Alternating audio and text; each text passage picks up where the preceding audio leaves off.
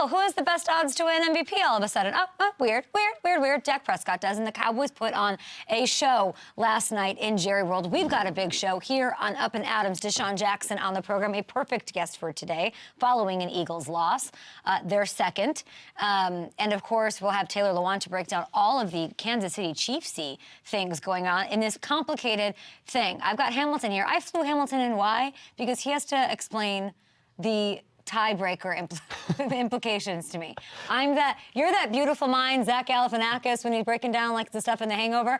I don't want to understand the tiebreaker situation of this bedlam that has become the NFC and the AFC, really. You fought against it pretty hard for years now, but this AFC one is the weirdest one I've ever seen with what's going on right now. You got 6 teams tied for those 2 spots. Same records.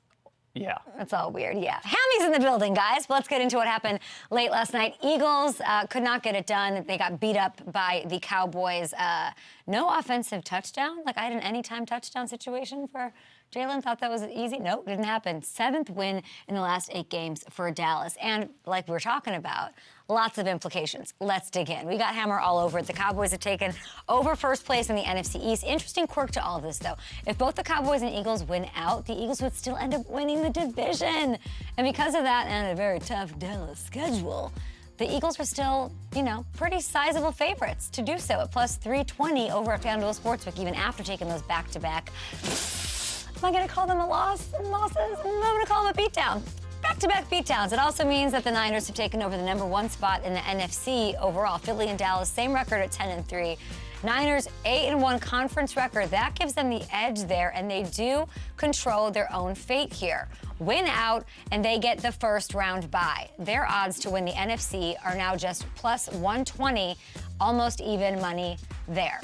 But as for this game, it was yet another entry into the Dak Prescott MVP case. Outside of that one fumble, he was amazing. He was on fire. He's keeping this incredible run he's been on rolling against stiff competition under bright lights. Over the last 7 games, he's an NFL best 6-1. 22 touchdowns, just 2 picks. No one else has more than 14 touchdowns over that span. And he's second to only Brock Purdy in both yards and passer rating as well. This one wasn't just about Dak, though. And you love to see it if we're talking about these Cowboys getting in, making some noise, doing all that. Stephon Gilmore, okay, Super Bowl bona fide champion. Cowboys snag him away from Indy for a 5th rounder this offseason. This is as good as we have ever seen him. And I saw him a lot when I was in New England. We talked about it back when Trayvon Diggs got injured. And that was back in September.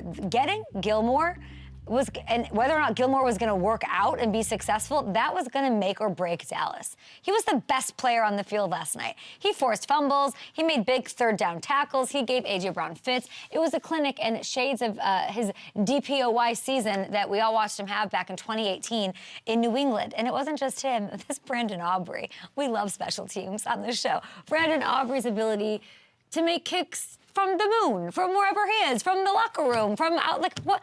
It is so, like, F you, like, whatever. He changes the complexion of the game early, puts his foot down, sets the tone, and basically, that means this team just has to pass the 50 and, like, kick up their feet and relax, and they know he's going to do it. He's a rookie. This kid's a rookie.